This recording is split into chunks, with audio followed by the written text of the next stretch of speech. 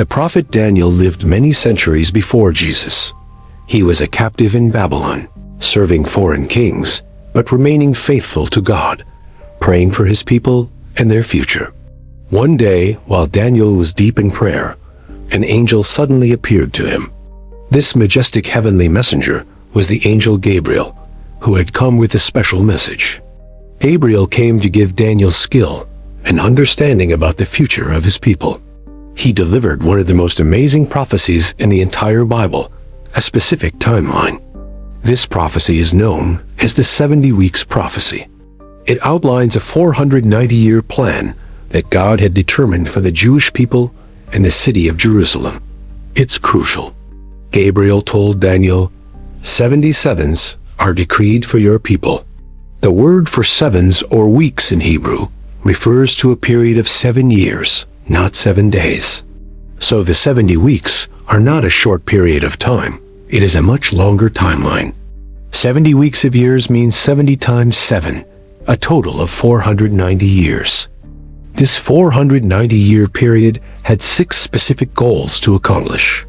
These goals included dealing with sin and bringing in a time of everlasting righteousness and peace on the earth. The prophecy provides an incredible timeline leading to the Messiah. It is divided into 3 distinct parts, with specific events marking the beginning and the end of each section. The prophecy's clock would not begin immediately. A specific event had to happen first. A command had to be given that would officially start this long countdown. This prophecy is like a divine roadmap. It shows God's control over history. It demonstrates that He has a precise plan for humanity that will be fulfilled exactly. The starting point of the 490-year timeline was very specific. It would begin with a decree to restore and rebuild the city of Jerusalem, which was in ruins. Several decrees were made by Persian kings concerning the Jews. However, only one of these perfectly fits the prophetic description given by the angel Gabriel to Daniel himself. The correct decree was issued by King Artaxerxes of Persia. He gave this official command to his cupbearer, Nehemiah, allowing him to return and rebuild Jerusalem's walls. History records this important decree being given in the month of Nisan. This corresponds to the year 444 BC on our modern calendar. It is our starting gun. Once this command was given, the prophetic clock started ticking. The 490 years began to count down, moving towards the fulfillment of God's amazing and detailed prophetic plan. The prophecy is broken down into 3 main sections. The first period is 7 weeks. The second period is 62 weeks. The third period is 1 final week. Let's first look at the first 2 sections combined. These 2 sections are 7 weeks and 62 weeks. Together, they make a total of 69 weeks of years. So, the first major part of the prophecy spans 69 weeks. If 1 week is 7 years, then 69 weeks equals 483 prophetic years total. The first 7 weeks, which are 49 years, were for Jerusalem's rebuilding.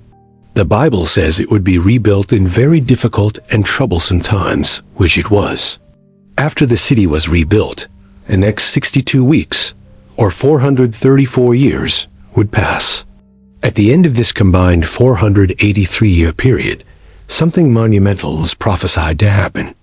The prophecy states that after the 69 weeks, or 483 years, were complete, the Anointed One, the Messiah, would come. This is a direct prediction of Jesus' arrival. We need to calculate this time frame carefully.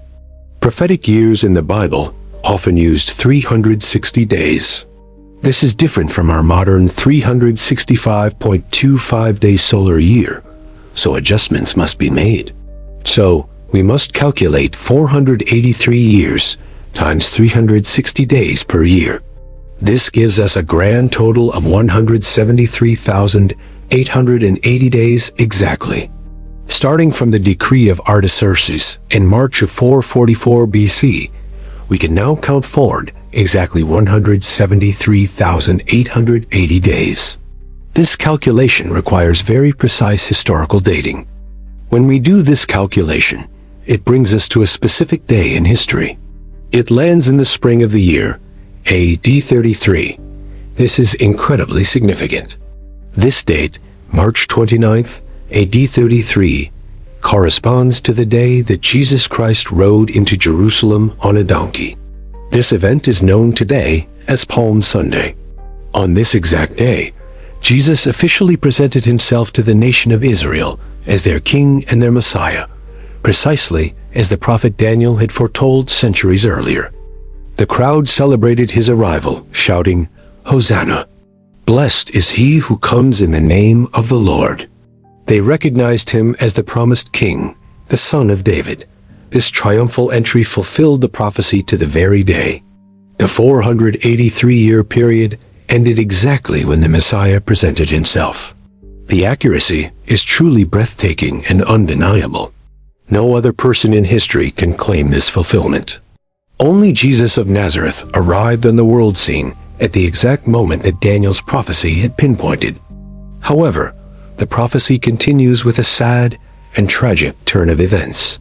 It says that after the 69 weeks, the Messiah would then be cut off, which means killed. It also adds that he would have nothing. This means that he would be rejected by his own people and would not receive the kingdom at that specific time. This was fulfilled just a few days after Jesus' triumphal entry into the city. He was arrested, put on trial, and then crucified on a Roman cross. The prophecy says he was cut off, but not for himself. This points to the sacrificial nature of his death. He died for the sins of others. This is the core message of the Christian gospel. Jesus, the Messiah, died as a substitute, taking the punishment that we deserved for our own sins against God. After predicting the Messiah's death, the prophecy foretells another major event. It says that the city of Jerusalem and its holy temple would be destroyed once again. This part of the prophecy was also fulfilled with perfect accuracy. In AD 70, the powerful Roman armies, led by their general Titus, besieged the city of Jerusalem. The city was conquered and completely destroyed. The magnificent Jewish temple was burned to the ground, and its treasures were carried off to Rome. It was a tragedy. This destruction happened because the people had rejected their Messiah. It was a direct judgment that came upon the nation, just as both Daniel and Jesus had foretold. The prophecy states, "The people of the prince who is to come would do this." This links the Roman people to a future ruler from that same revived empire. After the 69 weeks and the death of the Messiah, the prophetic clock stopped. There is a pause or a gap of time before the final week begins. This interval or gap is the current period we live in. It is often called the church age. It's the time between the first and second comings of Jesus. The final week, the 70th week of Daniel's prophecy, is still future. It is a final 7-year period that will complete the 490-year plan for Israel. This final 7-year period will not begin until a specific event happens. The prophecy tells us that a powerful leader will emerge on the world scene to begin it.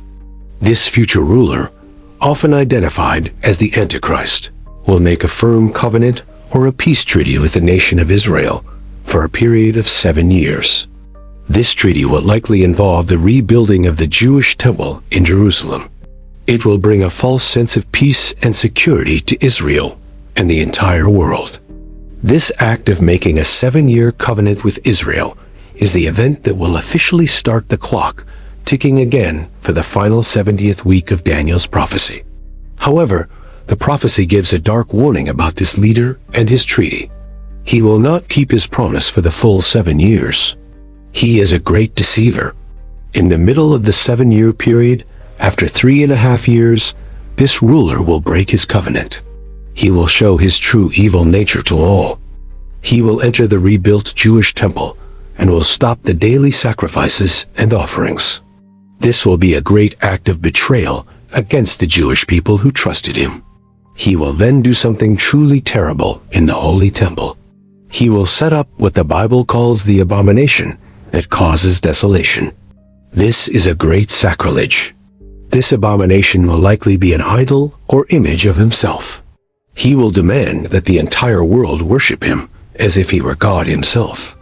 This event marks the midpoint of the final 7 years. It begins the second half, a period of 3.5 years, known as the Great Tribulation. Jesus himself spoke about this future event in Matthew chapter 24. He warned his followers to flee when they see this abomination standing in the holy place. This final 3.5-year period will be a time of unparalleled trouble. There will be intense persecution of all who refuse to worship this evil world leader. It will be a time of great suffering for the Jewish people and for believers in Jesus Christ all around the world. The Bible describes it as the worst time ever.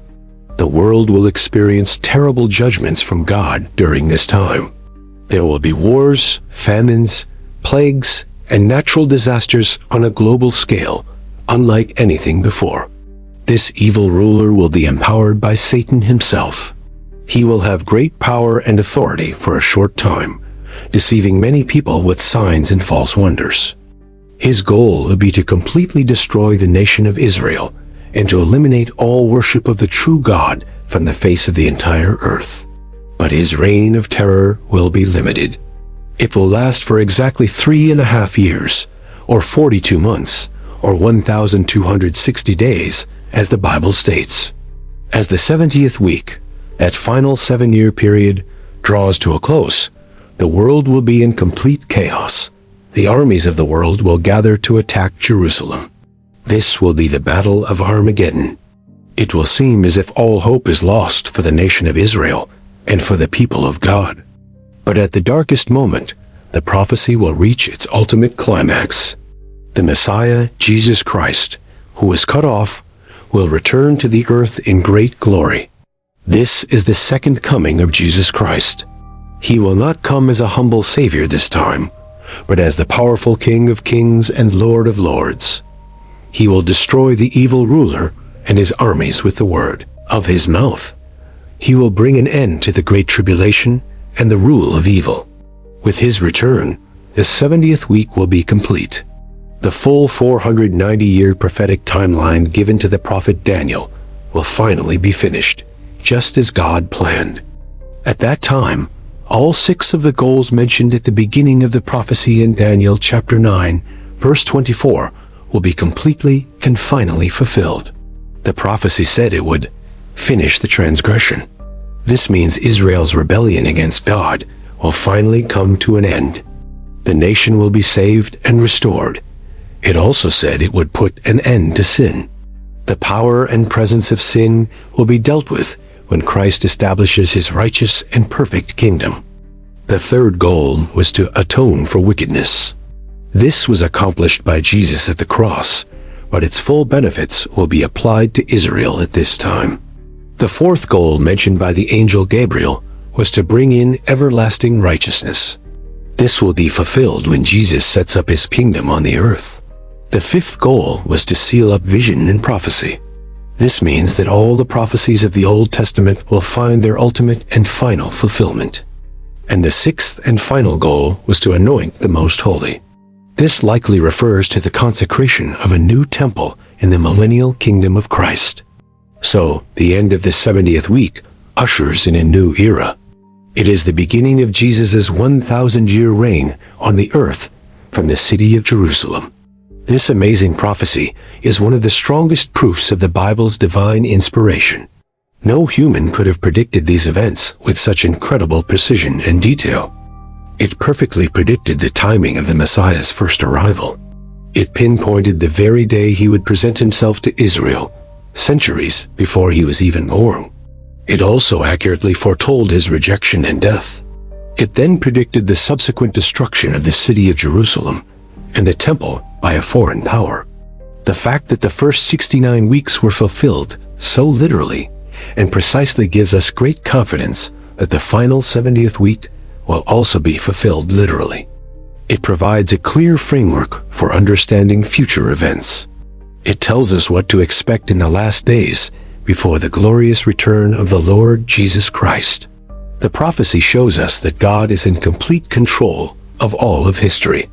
He has a sovereign plan that is unfolding exactly according to his perfect timetable. Let's recap the timeline's major points. It all begins with a specific command to go and rebuild the walls of the city of Jerusalem, which had been destroyed. This command was given by a Persian king named Artaxerxes in the year 444 BC. This official decree was the starting gun for the prophetic clock to begin ticking. The first 69 weeks, a period of 483 years, would pass. This period would end with the arrival of the Messiah, God's promised anointed one, the Savior. This was fulfilled to the very day when Jesus Christ rode into Jerusalem on Palm Sunday in A 33, presenting himself as the King of the Jews. Soon after this, the Messiah was to be cut off. This predicted the crucifixion of Jesus Christ, where he died for the sins of the whole world. Then, the city and the temple would be destroyed.